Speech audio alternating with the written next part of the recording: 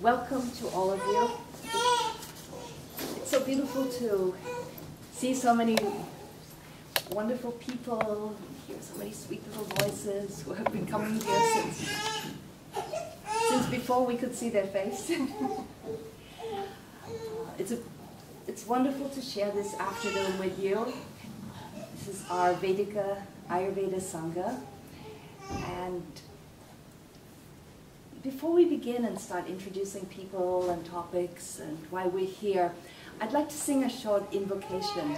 In the Vedic tradition, we always like to invoke blessings as we begin anything that we do together with people or when we begin something. So I'm going to sing a very short hymn, just 2 lines in fact, to the goddess Annapurna, who is the Devi of the abundance of food. And the significance of this selection will quickly become clear as the afternoon progresses. So you can listen, you can close your eyes and listen meditatively however you like. Annapurne Sadapurne Shankara Pranavallabhe Jnana Vairagya Siddhyartham Bhiksham Dehi Cha Parvati Mata Me Parvati Devi Pita Devo Maheshwara Bandhava Shiva Bhaktascha Swadesho Bhuvanatrayam.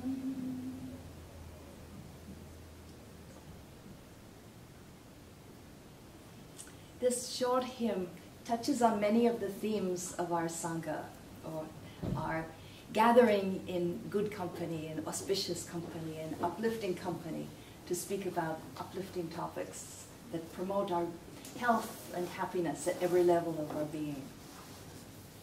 Annapurna is the goddess of the abundance of food.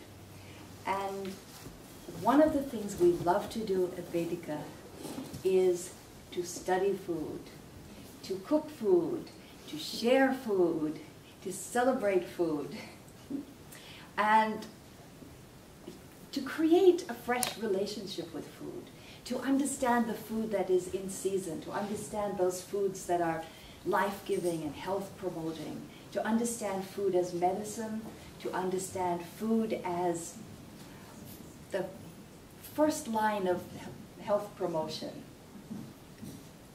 Sadapurne means she's always full. Just as nature goes on giving fresh abundance season after season, there's this amazing power in nature that goes on providing for our health. Whether we have done anything to help nature or not, she's constantly providing for our health, providing foods, providing everything we have.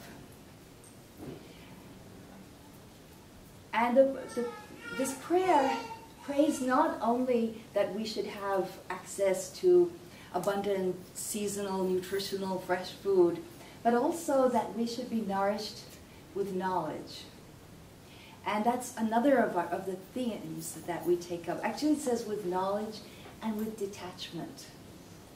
And, you know, for anybody who's struggled with, shall we say, a slightly negative relationship with food, the significance of bringing detachment in is probably quite clear. One of the things we always incorporate in our Sangha is some study of not only the knowledge of food, but some of the gems of knowledge from the Vedic tradition from which Ayurveda was born and in which it lives. The larger ideals, the larger way of understanding our mind and our emotions, our philosophy, our vision of the world, our vision of ourselves, all of this which becomes the context of our day-to-day, minute-to-minute health at every level of our being. Then the second half of the verse says that I consider this God as this abundant mother who gives food to be my mother. And that I consider Lord Shiva, who could take us any form of the universal Lord, to be my father. And this theme for me always reminds me we have all come from the divine. There's no ordinariness in life.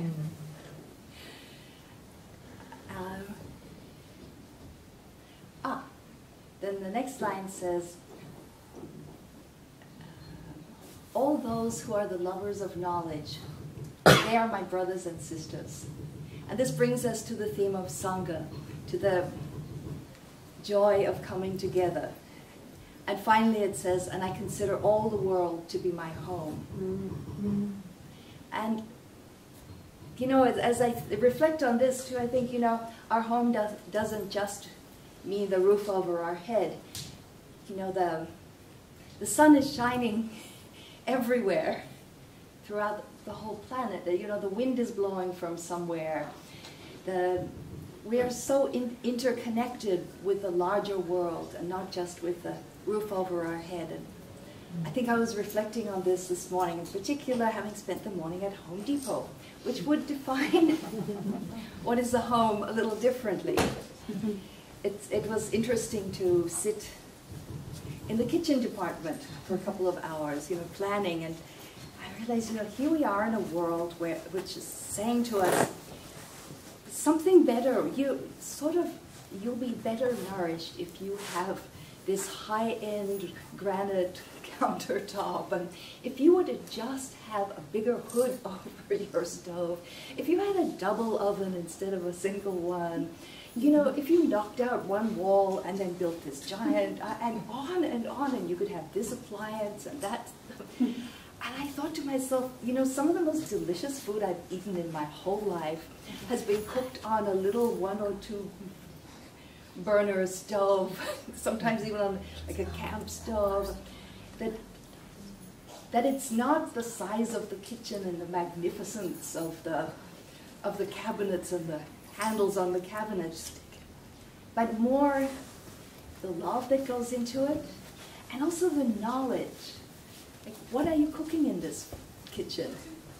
Are you bringing the abundance of nature and offering that to those you're feeding there? Is it your temple, if you will, from which you share the abundance, the goodness of life?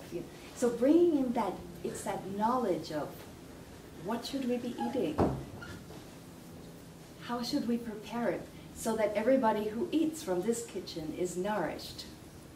Anyway, these were my Home Depot reflections. And, you know, in Vedica, we're about education and about community. And this education brings alive not just, you know, what are we made up of? Does Ayurveda just have different names for, you know, veins and flesh and so on? That we are a whole human being. We have this amazing gift of this miraculous body. We also have this amazing mind, emotions. We have this extraordinary divine soul in us. And at Vedica, we're looking, how do we promote health at all levels of our being? And let one level support the other.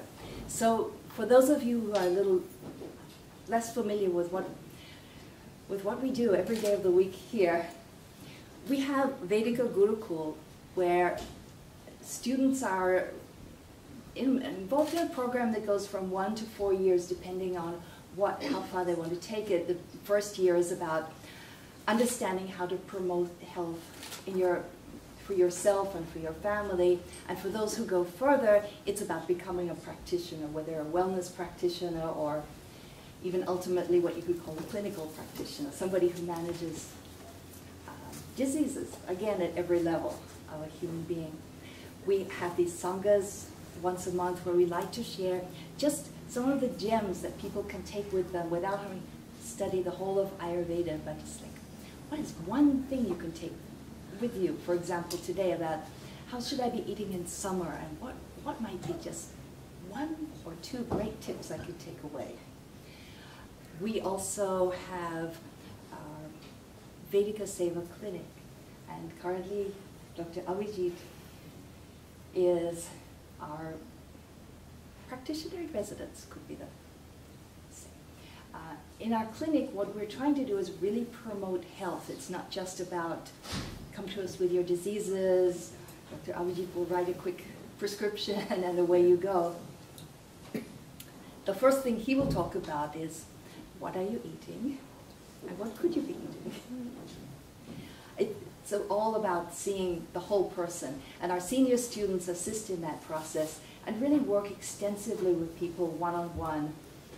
First of all, seeing the person in great detail, then responding to the whole person. It's not just, you know, you are XYZ disease and we are treating XYZ disease. It's like, who are you?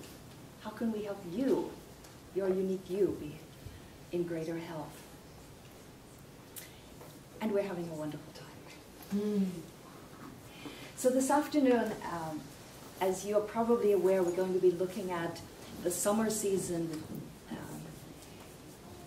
Our head teacher, our founder, and our wonderful inspiration, Shunyaji Pratichi Mathur, she's going to be going in further detail with us about this summer season. What are the great opportunities? What can we befriend? What would we be better leaving it for another season? Dr. Abhijit Jinde is going to be speaking with us about some of the common summer ailments and how we might deal with them, avoid them, perhaps take care of them with some home remedies. Our chef Sanjay is going to take the talk of food to a very literal level. He's going to show us some recipes. And then Shunyaji is also going to take us through a very interesting contemplation of Dharma in Ayurveda. And I will let her explain that when the time comes in the afternoon. For those of you who haven't met Shunyaji before, she comes from a family where Ayurveda was lived, practiced, taught, shared with the community. She actually studied, learned, was groomed in and observed Ayurveda in her grandfather, who was both, he wasn't just an Ayurvedic doctor in the way that you might think of now, he was also a great scholar of Vedanta and Sanskrit. He was a yogi, he was a lover of, he was a very humanitarian heart. And we often refer to this as the sadhu tradition, because traditionally in India, Ayurveda wasn't just something that people by the profession of doctor practiced. It was something that was also very much practiced by yogis and sadhus. It was always interwoven with the philosophy that supports it. So I will pass you now to Shunyaji and thank you, Himaji. Namaste, Jai Ma everyone. I must thank you on behalf of all of us, because even though we are sitting on this side of the room, this is one Sangha, one family. And did we not enjoy this beautiful hymn of Annapurna? I think it really set the tone of our Sangha, because we are not here sitting in arrogance of what we know, but we are sitting in humbleness of what has been revealed to us. And that is why we hold sacred this knowledge, and at every opportunity we like to share it with our larger community members. So thank you for coming. Thank you, Hemaji, for putting the flag in the earth for where we want to congregate, how we want to share this knowledge. My name is Shunya.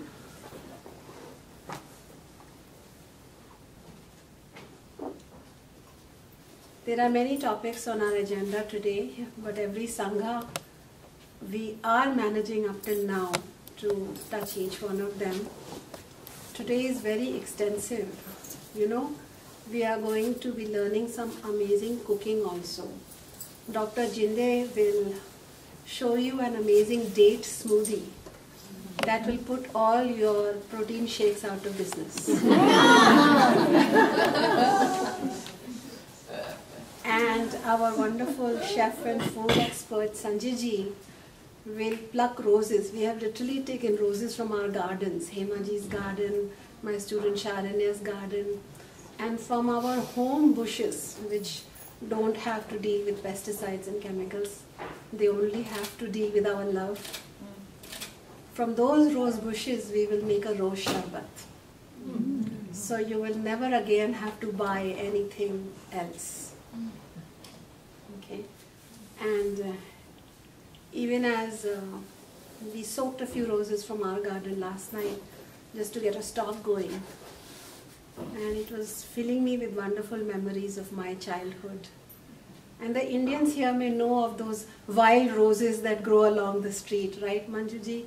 Those red, humble, full of perfume roses who have never seen like miracle growth in their life. But they grow miraculously. Those are the roses that my mom would use, you know.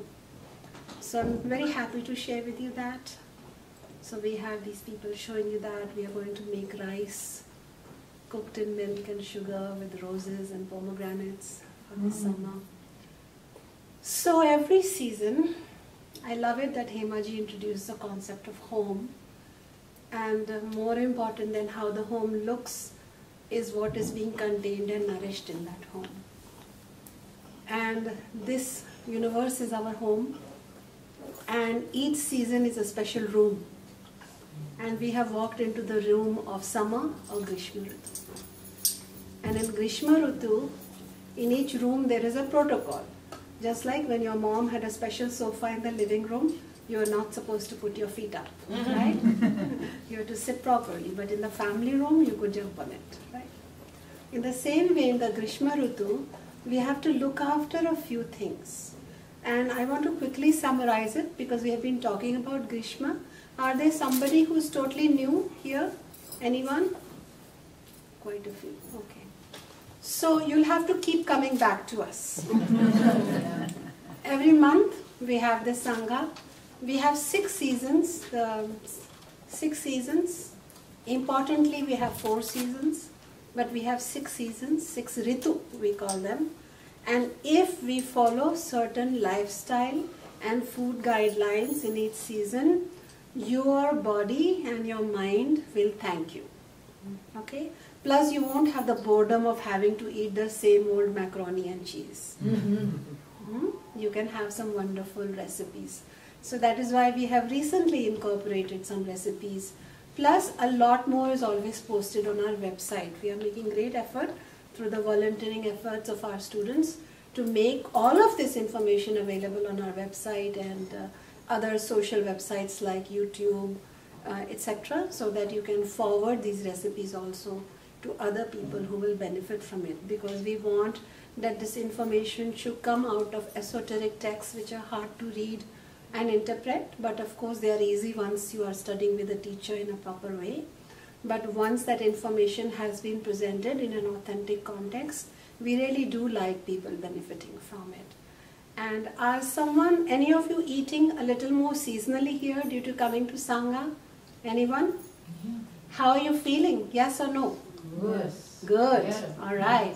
So when you start following seasonal regimens, your something is okay, and that is that okayness that we want to touch. So summer, just coming, I'll jump into summer so that we can be economical with our time. In summer, there are 2 attributes that are increasing. One attribute is dryness. Do you agree? If you don't believe me, you can just look at the hills on 680 freeway, right? The grass used to be green. Now what does it look like? Brown. Dry. Dry and brown and brittle and kind of miserable looking, right? Is that how our body is right now? Precisely. Because much as we wanted to, we are no different from the rest of the things in this universe. Just as this dryness and heat is affecting nature, and we see that animals also, birds also are seeking more water, and nature also is wanting more water. Some of you who are maintaining home gardens know how frequently you have to water and hydrate. Do you agree? In the same way, our body is under the purview of increasing rukshata or increasing guna or property of dryness. along with the dryness, there is also heat. So it's a dry heat that our body is encountering.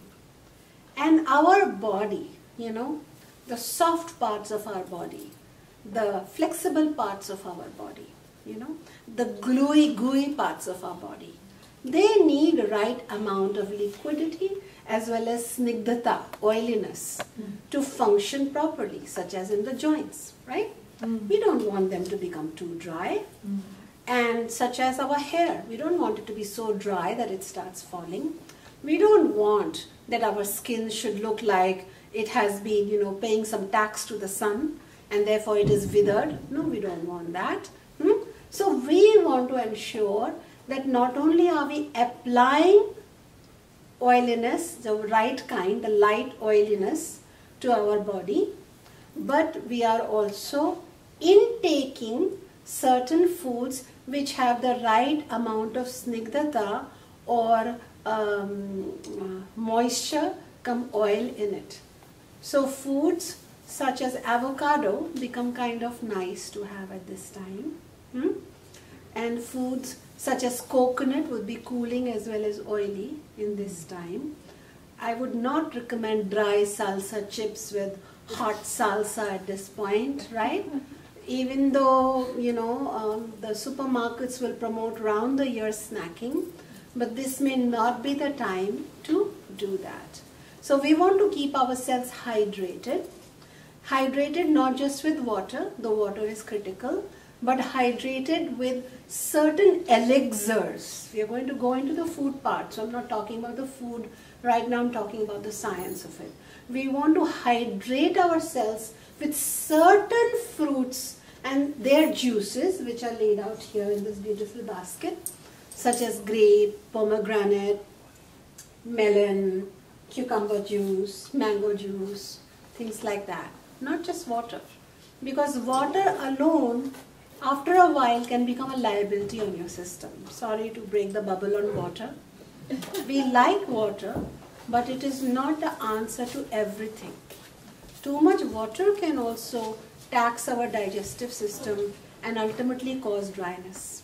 Have some of you noticed that? You keep drinking water and your tongue is dry. You keep drinking water and your tongue is dry. I am not saying that don't drink water.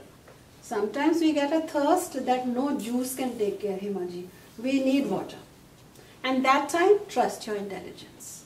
However, there will be a systematic recommendation to hydrate yourself with a cup of juice in the morning, say in the afternoon, if you take a walk, things like that, fresh fruit juices, and certain food items that will be more recommended.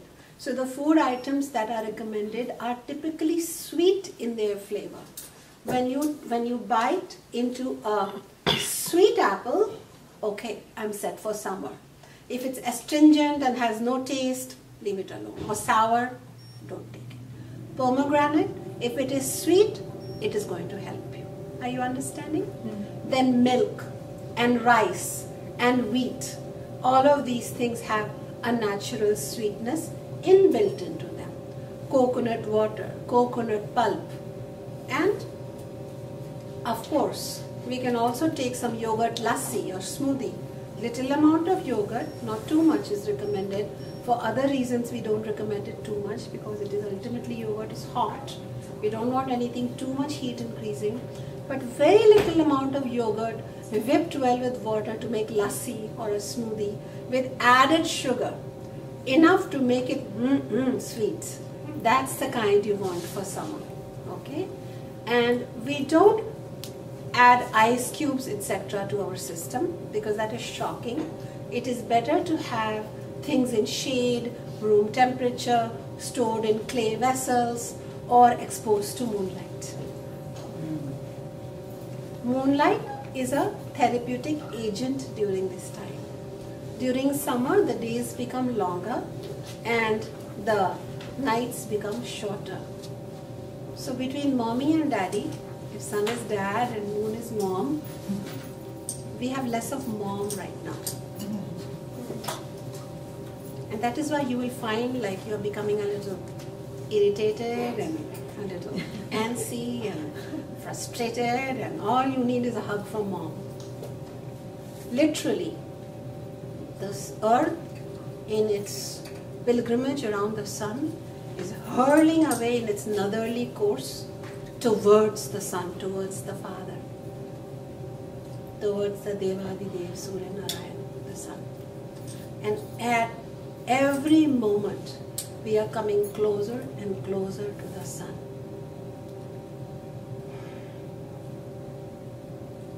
Until towards about the end of August, it will turn around and take a U-turn and go further and further away. So this Uttarayan or northerly course towards the Father is a wonderful, exhilarating journey, but it brings towards us more and more heat, more and more dryness. And therefore what happens is there is a draining effect upon the system. So excessive exercise at this time, excessive indulgence in sexual activity, intercourse, excessive exposure to heat, be it sauna, be it hot tub, be it even standing in a hot kitchen for too long, or under the sun gardening. Even if it is a pleasant weather, don't forget there is dryness still in the atmosphere that is taking from you something. Are you prepared to give it? Do you have enough within you to give? If you do not replenish, you will notice that your joints are cracking like nobody's business. It's shameful. You will notice your skin is becoming drier and drier, and fatigue is building up. Debility is occurring.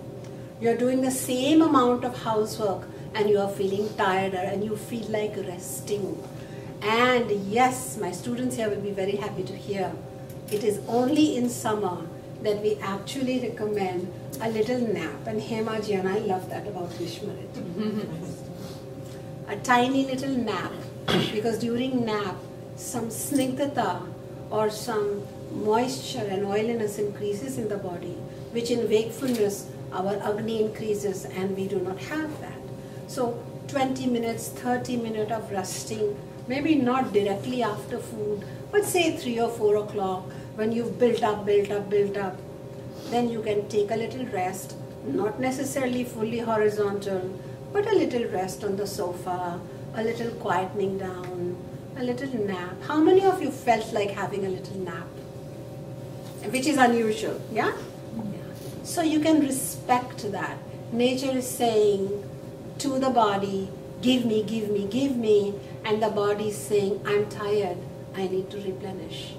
Many times the body will ask you to take something nourishing and nurturing and hydrating, and we, because we are habitual, will say, I'm going to eat spicy food, fried food, dry food, chips, and then not feel that great. So follow the mandate of nature and you will feel better. And I'll give you an example that I love chai, the Indian tea, with ginger in it.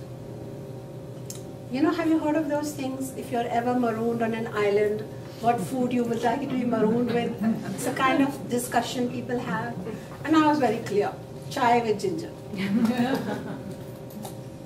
But this summer, even that ginger chai, except for once very early morning when I have it, when it is still kind of soft, the rest of the day, I now take it with fennel seeds. And I have even had to reduce my chai. It's too hot. Maybe some lassi, maybe some pomegranate juice, which I have at home right now, some mango juice. So we can't just go by our habits or our, national drink. Indians say chai is our national drink. We can't justify our foods by any which way, except by the season. The room of Grishma Ritu requires us to also rest, and it is said that where to rest? Rest among the gardens which are laden with jasmine and roses. So I'll pass them out so you can just, kind of smell them and close your eyes. And think of a garden in India, say in the moonlight even, where all of the bushes are laden with different forms of jasmine and roses. And there are beautiful statues, marble statues of buxom women with water coming out of their being. That is recommended, Beautiful. Why this imagery? This imagery has been written. Our sages were scientists, but they wrote this imagery to induce rest. They induced this imagery, this writing, these alankars, this beautiful way of expression, of just kind of sitting around in the gardens, soaking the aroma with slightly wet clothes, very fine white muslin. So my students always say, which India is that, Take me there. But can we create little oases of these kind of gardens is the